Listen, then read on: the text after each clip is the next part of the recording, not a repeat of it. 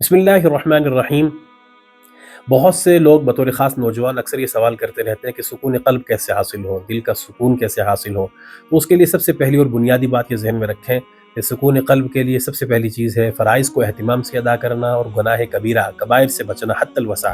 یہ دو بنیادی چیزیں، اس کے علاوہ تو کوئی چارہ کار ہی نہیں ہے۔ اس کے علاوہ ایک ایسا عمل ہے جس کو اگر ہم اہتمام سے کر لیں تو آپ یقین مانیں گے کہ آپ کو بہت جلد وہ کیفیت نصیب ہوگی، وہ اطمینان نصیب ہوگا جسے بیان نہیں کیا جا سکتا۔ آپ خود پر فخر محسوس کریں گے اور خود خوشی کا اظہار کریں گے۔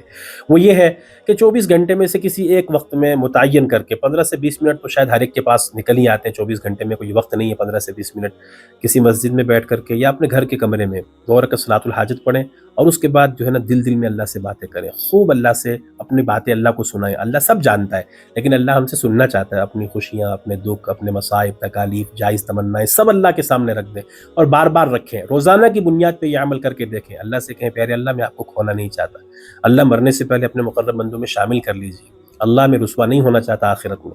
اس طرح کی بے شمار باتیں کرتے رہیے۔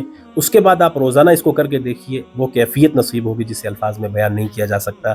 اللہ ہم سب کو مرنے سے پہلے اپنے مقرب بندوں میں شامل فرمائے، روز محشر کی رسوائی سے بطور خاص بچائے اور ایمان پر خاتمہ عطا فرمائے۔ جزاکم اللہ خیرا۔